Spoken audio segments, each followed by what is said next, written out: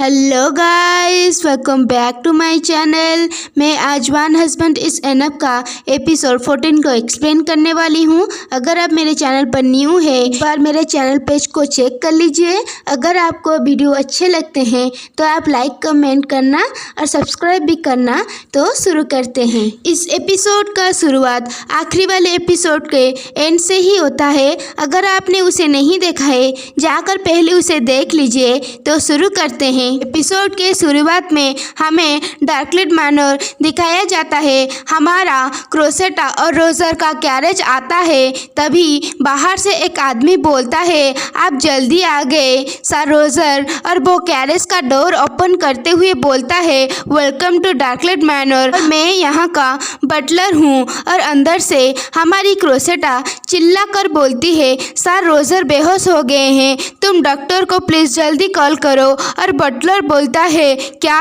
तभी scene shift होता है। हमारा रोजर बेड पर होता है। उसके पास बटलर और क्रोसेटा होते हैं। तब बोलता है, सर रोजर आप उठिए। ऐसे कैसे एक हेल्दी आदमी बेहोश हो सकता है? ये दुनिया में क्या हो रहा है? और क्रोसेटा बोलती है, मुझे नहीं पता। कुछ समय पहले वो अपना स्वord नॉर्मली चला रहा था, पर अब कैसे? तभी उसको कुछ रियलाइज होता है और वो पिछली बातें याद करने लगती है, जहाँ पर वो प्रीस्ट हमारे रोजर को मार रहे थे क्योंकि वो एक लड़की के साथ बात करा था। कि क्रोसेटा चेक करने के लिए रोजर का कपड़े उतारने लगता है और बोलता है, तुम क्या सोच रहे थे?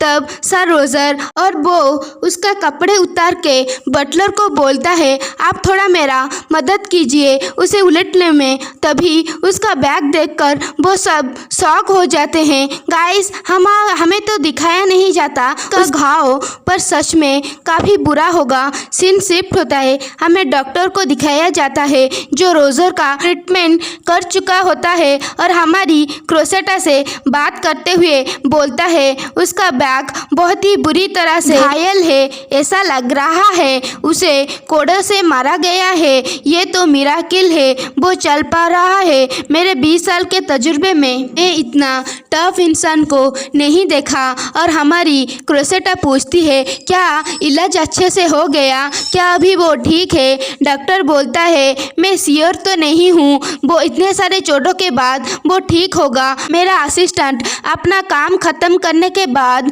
मैं बिल सेंड कर दूंगा बारन मैंसन को, और वो सारी चीज़ें गॉड संभाल लेंगे क्योंकि वो हेड है होली नाइट का। और वो चला जाता है और क्रोसेटा पीछे से बोलती है, क्या तुम ऐसे ही चले जाओगे? हे रुको, कौन सा डॉक्टर ऐसा बोलता है और अपना पेशेंट को ऐसे ही छोड़ देते चला जाता है? मार्गरेट बोलता है, क्योंकि वो डार्कलेट फैमिली के पास ज़्यादा पैसे नहीं है, वो इसके बारे में ज़्यादा केयर नहीं करता है। और क्रोसेटा बोलती है, पर वो अपना पेशेंट को देख भी नहीं सकता है जब तक वो अच्छा ना हो जाए। गॉड बाकी सब संभाल लेंगे। ये किस तरह के बातें हैं? मार्गरेट बोलता है, तुम्हें ज़्यादा चिंता मत करो, ये सब सही हो जाएगा। सर रोजर को गॉड का ब्लेसिंग मिला है। क्रोसेटा बोलती है, क्या क्या मतलब है इसका? मार्गरेट बोलती है, बच्चों को भी पता है इसके बारे में,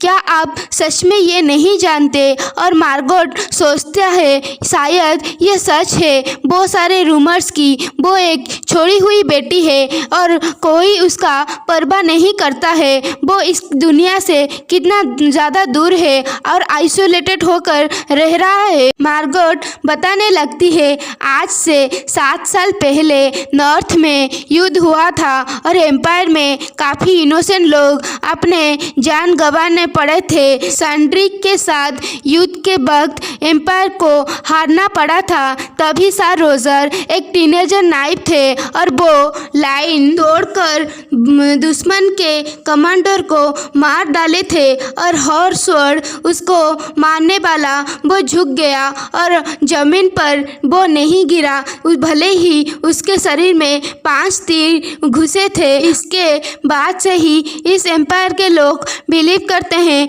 वो गॉड के से ब्लेस्ड है। और क्रोसेटा बोलती है, क्या? मार्गरेट कंटिन्यू करते हुए बोलती है, इसका बाद वो एम्पायर के अच्छे काम काम करने जारी रखते हैं और इसके वजह से वो होली नाइट बन पाए। तुम ये बोल सकते हो वो अजूरे के चेहरे के जैसे हैं। तो होलिसी ने ये मान लिया कि रोजर डार्कलेट कभी मामूली चीज़ों से नहीं मर पाएंगे, तो वो उसका मन बदलने के लिए बहुत सारी सज़ा दे सकते हैं। और क्रोसेटा सोचती है तभी होलिसी उसे जाने नहीं देना चाहते थे और वो चिल्लाते हुए बोलती है, तो क्या गॉड का उसे ब्लेसिंग मिला है तो, या फिर वो बहुत ही लकी है, या फिर वो बहुत ही ताकतवर है दूसरों से।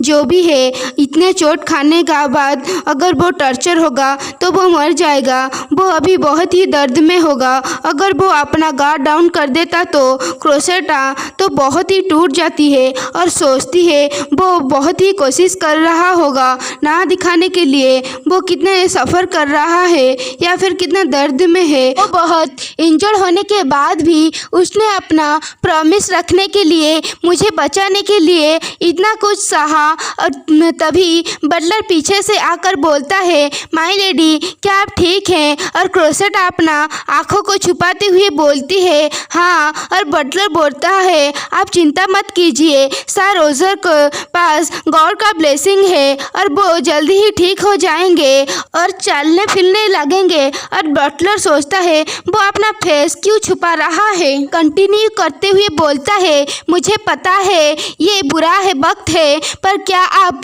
इस हाउस का फ्यूचर में होने वाली लेडी हैं। जब तक सर रोजर ट्रीटमेंट हो रहे हैं तो क्या आप घूमना चाहेंगे मैंसन? क्या आप मिलना चाहेंगे वारन के मदर के साथ और बाकी सारे स्टाफ से भी? क्रोसेटा बोलती है, नहीं, अकेली रहना चाहती हूँ। मैं कुछ फ्रेश एयर लेने के लिए बगीचे में जाना चाहती हूँ। और सीन शिफ्ट होता है और हमारी क्रोसेटा बगीचे में बैठी हुई होती है और अपने पैरों के देख रही होती है और सोचती है मेरी गलती के वजह से ही रोजर के साथ ऐसा हुआ। उसे तो इसके लिए भी मारा जाता है कि वो प्रीस्टहुड छोड़ना चाहता था और उसे मेरे साथ जो किया इसके वजह से होलिसी उसे बहुत ही कठोर सजा दिए होंगे। ये कोई भी बता सकता है कि ऐसा होगा, पर मैं सिर्फ अपने बारे में सोच रही थी। रोजर अभी मेरे बारे में क्या सोच रहा होगा। तभी पीछे से क्रोसेटा को कोई पुकारता है और क्रोसेटा चौंक जाती है और पीछे एक लेडी बोलती है,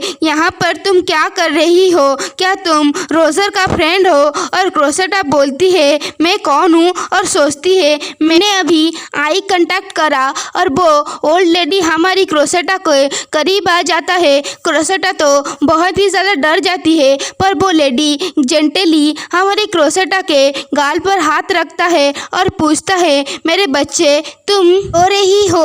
और क्रोसेटा बोलती है, मैं? क्या आप रोजर के मदर हो? मैं नहीं रो रही थी, मैं तो अभी। वो लेडी हमारी क्रोसेटा को हक कर लेता है और एक बच्चे की तरह, गाइस ये हमारा रोजर का ही मदर है और मैं उसे लेडी या फिर ओल्ड लेडी बुलाऊंगा। तो कंटिन्यू करते हैं। वो लेडी बोलती है, क्या तुम ठीक हो? एक माँ बता सकती है जब बच्चे मुश्किल में हो। हमारी क्रोसेटा सोचती है ये बहुत ही गर्म है, मैं पूरी ज़िंदगी में कभी भी इतना गर्माहट फील नहीं करा था। एक माँ का हग। गाइस हमारी क्रोसेटा के पिछले लाइफ में उसका माँ नहीं थी, सिर्फ एक फादर ही थे और वो भी उसके परवाह नहीं करते थे। और इस लाइफ में तो आपको पता ही होगा, परेशानी के बाद परेशानी। तो हमारी क्रोसेटा ये फीलिंग को पहली बार फील करने के बाद तो रो पड़ती है एक बच्चे की तरह और सोचती है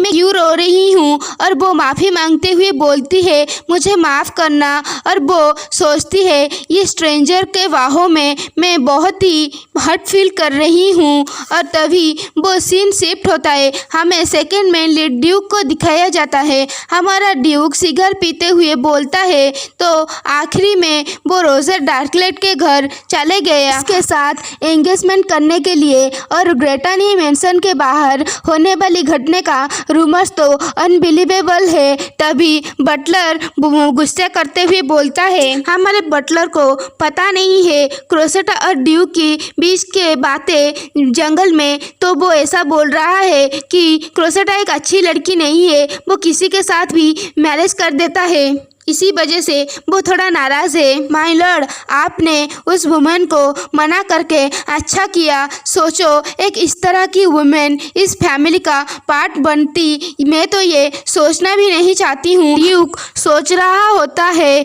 उसके साथ अभी एंगेजमेंट, तो वो एक आदमी के पास भाग गई। जब मैंने उसको मना करा, मुझे उसके वो बॉडी के साथ रिझाने के बाद, और वो चिल्लाते हुए बोलता है कर्स, और बटलर बोलता है माय लॉर्ड, क्या हुआ माय लॉर्ड, और ड्यूक हाँफते हुए बोलता है गुस्से से, तुम कैरेज तैयार करो, मुझे डार्कलेट मैंसन जाना होगा। तो आगे क्या होगा हमें नेक्स्ट एपिसोड में जानेंगे।